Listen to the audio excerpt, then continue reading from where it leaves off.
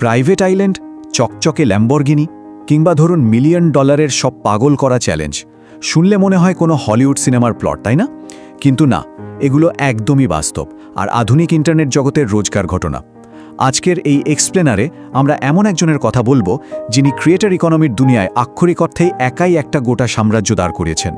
কিভাবে একটা সাধারণ ইউটিউব চ্যানেল দেখতে দেখতে বিলিয়ন ডলারের বিজনেসে রূপ নিল, এর পেছনের ইকোনমিক্স আর সিক্রেট স্ট্র্যাটেজিগুলোই আজ আমরা ডিকোড করব। ঠিক আছে, চলুন গভীরে যাওয়া যাক। আস্ত একটা দ্বীপ কিনে কাউকে সারপ্রাইজ দেওয়া, বা হুট করে কাউকে একটা নতুন ল্যাম্বরগিনি ধরিয়ে দেওয়া, কিংবা জাস্ট একটা ভিডিওর জন্য মিলিয়ন ডলারের চ্যালেঞ্জ ছুড়ে দেওয়া, এগুলোই কিন্তু এই এম্পায়ারের বাইরের দিকের সবচেয়ে ফ্ল্যাশি পার্ট। আর এই চরম জাঁকজমকপূর্ণ সারফেস লেভেলের ঘটনাগুলোই আমাদের মতো কোটি কোটি মানুষের মনোযোগ স্ক্রিনে আটকে রাখে। কিন্তু এত সব দেখার পর মনের মধ্যে একটা প্রশ্ন তো আসেই, একজন ক্রিয়েটরের কাছে এত টাকা আসে কোথা থেকে? মানে এই অবিশ্বাস্য রকমের খরচ কি শুধু ইউটিউব অ্যাড থেকে আসা সম্ভব, নাকি এর গভীরে এমন কোনো হিডেন বিজনেস ইকোসিস্টেম আছে যা আমাদের সাধারণ চোখের আড়ালেই থেকে যায়? তো এই পুরো ব্যাপারটা ডিকোড করার জন্য আজকের এই বিশ্লেষণে আমাদের রোড ম্যাপটা ঠিক এরকম। প্রথমে আমরা দেখব দ্য ক্রিয়েটর ফেনোমেনন, এরপর ইউটিউব অ্যাডের বাইরের জগৎ, তারপর জানব আসল সম্পদের উৎসটা কি, এরপর দি অ্যাটেনশন ইকোনমি, ভাইরাল হওয়ার সাইকোলজি, এবং সবশেষে কিভাবে একটা বিলিয়ন ডলার সাম্রাজ্য তৈরি হয়। গ্যারান্টি দিচ্ছি আধুনিক অ্যাটেনশন ইকোনমিকে দেখার দৃষ্টিভঙ্গি আজ পুরোপুরি বদলে যাবে। শুরু করছি আমাদের প্রথম পর্ব দিয়ে, দ্য ক্রিয়েটর ফেনোমেনন। আর এই ব্যাপারটা দারুণভাবে প্রমাণ করে যে সাধারণ দর্শকদের সাথে একজন জিনিয়াসের তফাৎটা আসলে কোথায়। খেয়াল করে দেখুন, এই বিলিয়নিয়ার ক্রিয়েটর কিন্তু শুরু থেকেই এমন ছিলেন না, বরং প্ল্যাটফর্মটা নিয়ে তার একটা চরম অবসেশন ছিল। যেখানে আমরা সাধারণ মানুষ ইউটিউবকে জাস্ট বিনোদনের জন্য ব্যবহার করি, একটা শখ হিসাবে ভিডিও দেখি, সেখানেই মানুষটা এটাকে দেখেছেন একটা পিওর বিজনেস হিসেবে। বছরের পর বছর ধরে অ্যালগোরিদম নিয়ে আক্ষরিক অর্থেই পড়াশোনা করেছেন। কোন থাম্বনেল বেশি কাজ করে, কোন টাইটেল মানুষকে হুক করে, আর ওয়াচ টাইম কিভাবে বাড়ানো যায়, এই ডেটা ড্রিভেন বিজনেস মাইন্ডসেটটাই তাকে সবার চেয়ে আলাদা করে দিয়েছে। এবার আসি দ্বিতীয় পর্বে, ইউটিউব অ্যাডের বাইরে আসলে কি ঘটছে। তো কোটি কোটি ভিউ থেকে আসলে কত টাকা আসে? আমরা যদি রেভিনিউ বাকেটগুলো দেখি, তাহলে ads, sponsorship, brand deal, merchandise আর বিজনেস, এই কয়েকটা আলাদা ভাগ পাবো। ভাইরাল ভিডিওগুলোতে ভিউ তো আসেই, কিন্তু এর পাশাপাশি অডিয়েন্সের একটা বড় অংশ যেহেতু ফিন্যান্স বা বিজনেসে ইন্টারেস্টেড, তাই অ্যাডভার্টাইজাররাও এখানে অনেক বেশি পে করে, যেটাকে আমরা হাই সিপিএম বলি। তো বুঝতেই পারছেন জাস্ট একটা ভিডিও থেকেই কি বিশাল অঙ্কের রেভিনিউ তৈরি হয়। কিন্তু সবচেয়ে শকিং সত্যিটা কি জানেন? এত বিশাল ভিউ থাকা সত্ত্বেও পুরো এম্পায়ারের টোটাল আয়ের তুলনার অ্যাড রেভিনিউ আসলে জাস্ট ছোট্ট একটা slice. Sponsorship, brand deal, merchandise আর নিজস্ব বিজনেস, এগুলোই হলো আয়ের আসল পাহাড়। মানে শুধুমাত্র ইউটিউব অ্যাডের ওপর নির্ভর করে কখনোই বিলিয়ন ডলারের সাম্রাজ্য গড়া যায় না। আর এখান থেকেই আমরা ঢুকছি আমাদের তৃতীয় পর্বে, আসল সম্পদের উৎস। ব্যাপারটা হলো ভিডিওর ভিউ ক্ষণস্থায়ী, আজকে আছে কাল নেই, কিন্তু ফিজিক্যাল বিজনেস সেটা লং টার্ম ওয়েলথ তৈরি করে।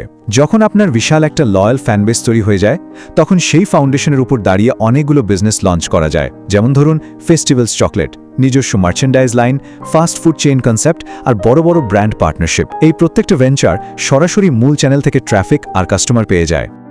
এখন এই স্লাইডের সবচেয়ে ইন্টারেস্টিং বিষয়টা হলো অডিয়েন্স পাওয়ার। যখন আপনার কোটি কোটি লয়াল ফলোয়ার থাকে, তখন যে কোনো নতুন প্রোডাক্ট লঞ্চ করার সাথে সাথেই সেটা ম্যাসিভ সেলস জেনারেট করে অটোম্যাটিক্যালি। এর জন্য কোনো ট্রেডিশনাল মার্কেটিংয়ের দরকারই পড়ে না। লয়াল ফ্যানরাই হয়ে ওঠে যে কোনো বিজনেসকে রাতারাতি সাকসেসফুল করার সবচেয়ে পাওয়ারফুল টুল। 4 নম্বর পর্ব, দ্য অ্যাটেনশন ইকোনমি। চলুন সামনের দিকে এগোই এবং দেখি কিভাবে এই পুরো সিস্টেমটা কাজ করে। এত কোটি কোটি টাকা জাস্ট ভিডিওর পেছনে খরচ করার আসল লজিকটা কি? এটা মূলত একটা সিম্পল কিন্তু মারাত্মক 4 ধাপের ফর্মুলা। 1. বিশাল বাজেটের একটা ভিডিও বানানো। 2. সেই চরম আয়োজনের কারণে প্রচুর মানুষের অ্যাটেনশন গ্র্যাব করা। 3. সেই অ্যাটেনশন থেকে কোটি কোটি ভিউ আনা। এবং 4. সেই ভিউ থেকে আরও অনেক বেশি টাকা আয় করা। সোজা কথায় এটা হলো টাকা খরচ করে মানুষের অ্যাটেনশন কিনে নেওয়ার একটা মাস্টার মাইন্ড ইনভেস্টমেন্ট। কারণ আজকের এই ইন্টারনেট দুনিয়ায় অ্যাটেনশন বা মনোযোগই হলো সবচেয়ে বড় কারেন্সি, সবচেয়ে ভ্যালুয়েবল অ্যাসেট। যার কাছে মানুষের মনোযোগ ধরে রাখার ক্ষমতা আছে, গেমটা তারই। এই যে এত এত টাকা গিভঅ্যাওয়ে করা হচ্ছে, এটা কোনো পাগলামি নয়, বরং এই মহামূল্যবান অ্যাসেটটাকে অ্যাকোয়ার করার জন্য এটা খুবই ক্যালকুলেটেড একটা ইনভেস্টমেন্ট। 5 নম্বর পর্ব, ভাইরাল হওয়ার মনস্তত্ত্ব। এই বিশাল এম্পায়ারের সবচেয়ে বড় সিক্রেট শুধু ভিডিও এডিটিং নয়, বরং হিউম্যান সাইকোলজি খুব ভালোভাবে বোঝা। এই টাইটেলগুলোর দিকে একটু তাকান, যে শেষে বৃত্ত ছাড়বে সে জিতবে, আমি উপহার দিলাম, সারভাইভ ফর। এই টাইটেল টেমপ্লেটগুলো এমনি এমনি লেখা হয় না, এগুলো এমনভাবে ডিজাইন করা যাতে মানুষের ব্রেনে চরম লেভেলের কিউরিওসিটি বা কৌতূহল ট্রিগার করে। কারণ দিন শেষে এই কিউরিওসিটিটাই কিন্তু ক্লিক তৈরি করে। প্রত্যেকটা থাম্বনেল, প্রত্যেকটা টাইটেল আর চ্যালেঞ্জ একদম নিখুঁতভাবে ইঞ্জিনিয়ারিং করা হয় যাতে আপনি ক্লিক করতে বাধ্য হন।